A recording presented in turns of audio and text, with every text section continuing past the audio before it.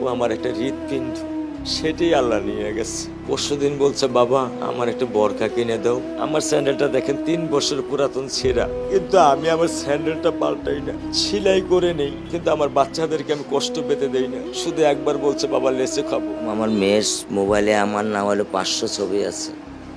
আমি এখনো সাহস পাইনি আমার মেয়ের একটা ছবি বের করে দেখতে। আমার সেই সাহস নাই। আমি সেই সাহস হারাই ফেলছি, কারণ ও আমার ছিল হৃৎপিণ্ড। ওর জীবনে এমন কোনো চাওয়া নাই যেটা আমি পূরণ করি নাই। পরশুদিন বলছে, বাবা আমার একটা বরখা কিনে দাও। আমার চাচতো ভাই বললো, ভাই ইসলামপুর থেকে 300-400 টাকা পাওয়া যায়। আমি সাথে সাথে নিউ মার্কেট থেকে আমি 1000 টাকা দিয়ে আমার মেয়েকে বরখা এনে দিচ্ছি।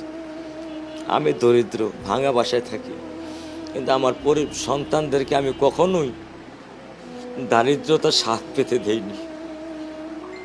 দারিদ্রতার স্বাদ পেতে দেইনি। আমার বড় মেয়েকে এখন আমি সেলোরার থেকে জামা কিনে দিই।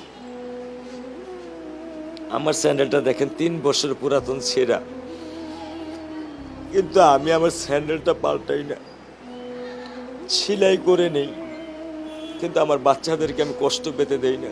শুধু একবার বলছে, বাবা লেচে খাবো। আমি 1 মিনিটও দেরি করিনি, 1 মিনিটও আমি দেরি করিনি। ও আমার একটা হৃৎপিণ্ড, সেটাই আল্লাহ নিয়ে গেছে। আলহামদুলিল্লাহ, শুকরিয়া, আল্লাহ দিছে, আল্লাহ নিয়ে গেছে। আমার কোনো কষ্ট নেই। আমি তো চাইলে পারতাম না। অনেক দম্পতি আছে যাদের সন্তান নেই, আল্লাহ দিছে, আল্লাহ নিয়ে গেছে। আমি আলহামদুলিল্লাহ করি আল্লাহ গেছে।